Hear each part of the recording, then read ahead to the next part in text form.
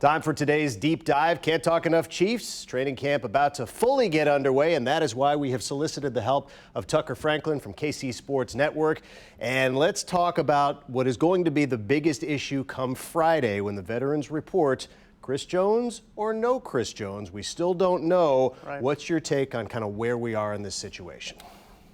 My opinion is I think the situation is pretty much done. I think the contract's done. It's the minutia details. We were waiting on that shoe to drop with Quinnen Williams and his contract coming out. He does get that contract done. A very reachable number, I think, for the Chiefs to get to APY, approximate money per years. I think it gets done. I think it's details. I think it's adding that 0.1 to make him the second highest paid defensive guy. So it's all going to be done. I don't think anyone should worry about Chris Jones not holding out. Holding in, I think, has been a big term used of being in training camp, but not actually practicing. I don't think there should be any issues. The deal will get done. Chris Jones will be on the field in the fall. It's going to be okay. I know there's a lot of talk about it, but I think that the Chris Jones situation is nearing an end here when training camp comes starting up here. All right, so Chiefs Kingdom can rest easy, unlike Raider Nation, which is still gripping on Josh Jacobs, because that may not be so smooth. All right, back to the Chiefs. Wide receiver room is going to get a lot of attention from the start of training camp. A lot of buzz about Sky Moore in particular and his progress in the offseason. They didn't bring in, say, DeAndre Hopkins, which personally I'm fine with, but what is your sort of take on where this wide receiver room is as a whole? So I think the general consensus is that DeAndre Hopkins was a want, not a need, right? The Chiefs wide receiver room, Patrick Mahomes proved it last year that they can get a lot done with the little that they had. And, you know, I don't want to discount what Juju Smith-Schuster did last year because he was a huge part of this offense. I think what Juju Smith is going to be a huge loss for this team.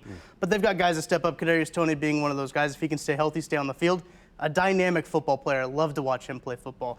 And when he's on the field, it's very special. Sky Moore, as you mentioned, is going to be one of those guys. It's going to be very big for this receiving room. And MVS, I think, is not being talked about as much. I think he can be that deep ball target that the Chiefs do need to have to kind of open up this offense a little bit more.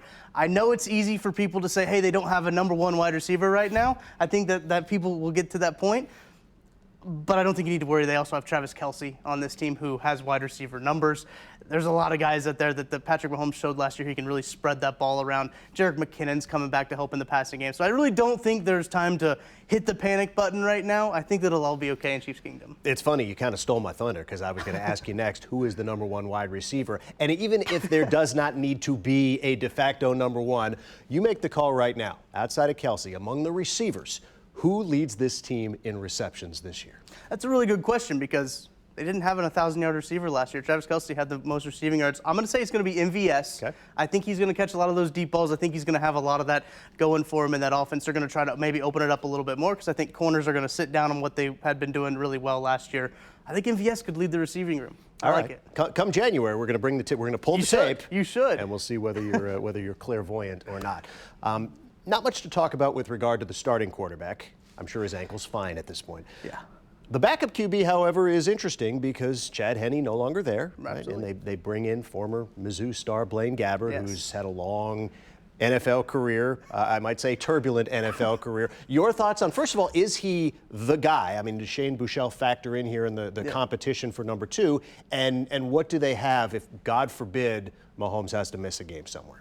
I really like the addition of Blaine Gabbert. Now, personally, I'm a Mizzou guy, so probably a little bit partial to him. Fair enough. But I think that the addition is really good to have somebody in there that Patrick Mahomes can bounce ideas off of, like-minded people. Shane Buechele, one of those guys that he has a really good relationship with, and he's really developed a whole lot. And I know Kent Swanson of KC Sports Network has said if they don't put Shane Buechele on the roster, on the active roster, he might be on another team come time for rosters to come out and everything. So I think that's really interesting to see with Blaine Gabbert and them, but I do think it's kind of Blaine Gabbert's job right now.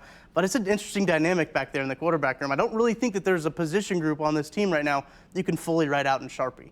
I think that there's a lot of position battles that they're going to be shaking out in St. Joe. Which is interesting, even for a defending champion. Right. It's not a single position group that you know 100% exactly how it's going to shake out. That's why training camp is interesting. Other side of the ball, quickly, not as much talk about the defense. Right. The young defensive back core showed so well, many of them rookies a year ago. Now those guys are second-year guys. They've got experience. Does this change how, say, Spags can go about drawing up his defensive schemes? I like to think so. I think another year in this system for these guys are going to be really beneficial. Now, Spagnuolo has a history of blitzing a whole lot when he was with New York. He had a lot of guys in there that he could kind of dial some stuff up with to kind of mess with Tom Brady, say, in the Super Bowl. He kind of backed away from that last year, and you look at the blitz numbers, I think they were in the 20s when it comes to teams that blitzed last year. So I want to see them dial that stuff back up with some guys that now have a year in the system. They got some confidence under their belt what's going on the back end, because some of those fire blitzes, some of those crazy blitzes up front can be really stressful on the back end. I get why Spagnuolo backed off. I understand.